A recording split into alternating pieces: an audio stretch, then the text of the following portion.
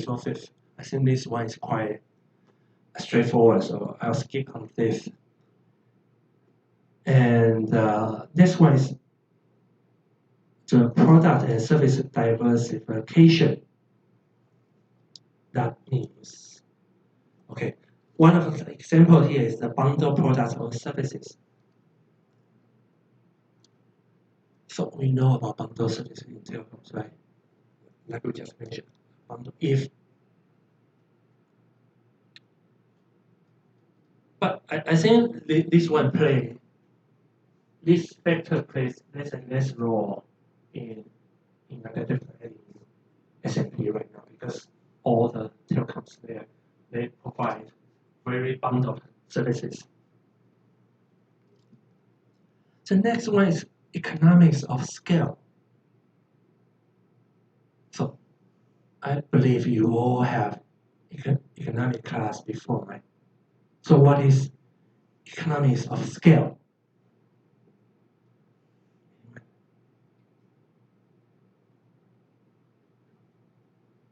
Anyone? Okay. Economies of scale means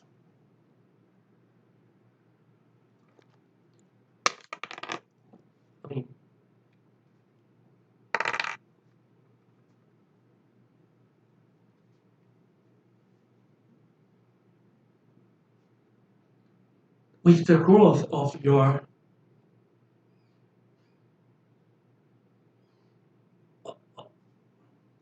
scale, of your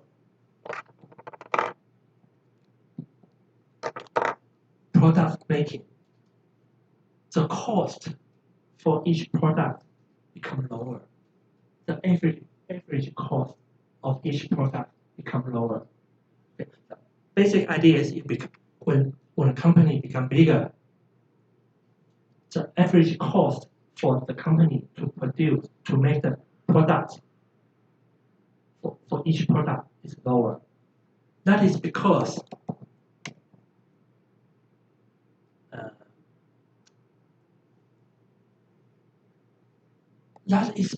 the company has a fixed cost that is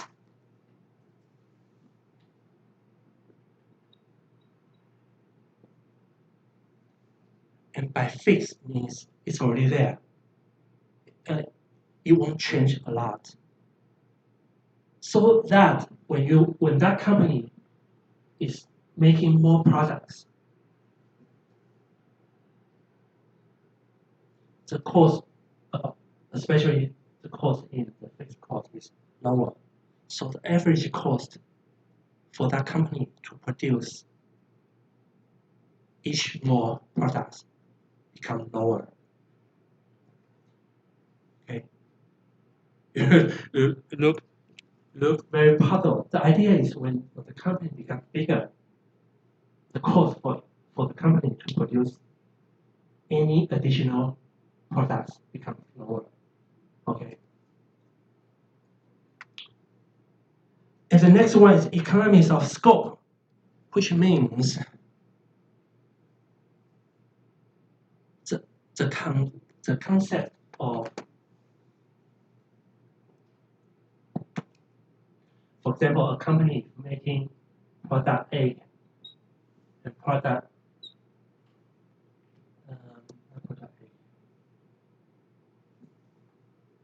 how should I explain this?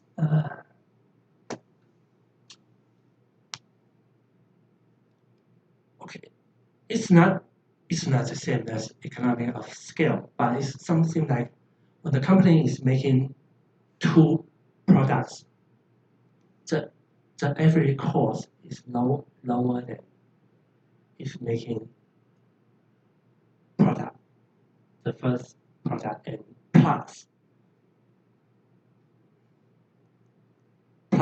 the next product. Anyhow, I'm not an economist. Anyhow, these are ideas. Okay, although these two ideas are not the same, but these all mention one thing. That means with the growth of the economic power of a company, the cost for that company to produce its products become lower. Okay. And the next one for the regulators to consider is the vertical integration. Okay. Vertical integration means, okay, in telecom sector, it may be a company. For example, a very typical in our country, we call it type 1 telco. That means a telco that owns the facilities and also it provides telecom services to end users. In contrast to type 2 telecoms, which does not have facilities but just provide telecom services. In that regard, type 1 telco is a vertically integrated company. That means it owns infrastructure or the facilities. And these infrastructures are the basis for it to provide services to end users. We usually call it like an upstream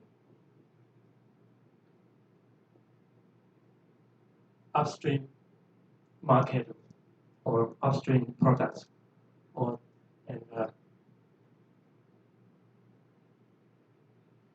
the reason why we call it upstream and downstream is because they own that, so that they can do that. It's like water flowing downstream. Okay. Okay, so the idea of vertically integrated company is like, for example, a telco has a telco that owns infrastructures and it also provides services to end users. And of course, there can be different grades of integration. For example,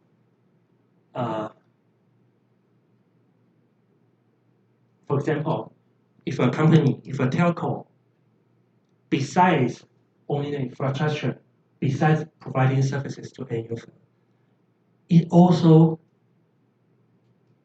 for example, it makes cell phone set. This is another kind of integration, but it is not somehow vertical. The vertical means like some of the methods it does can be the basis of that. Okay. Okay, so the regulator has to consider about the vertical integration of a company to see whether it has S&P. Okay, but again, in the current telecoms market, especially when you are looking at the relevant market that defined by the Commission, almost all of them are vertically integrated. Okay. The next one is a highly developed distribution and sales networks. Okay, this one is very straightforward. And the absence of potential competition. Okay. And the barriers to expansion. So these are the factors besides market share. Okay. Of course, market share is important when the regulator is identifying whether a company has S&P. But besides market share, the regulator should also take a look at these factors. And as I said, these factors are not cumulative.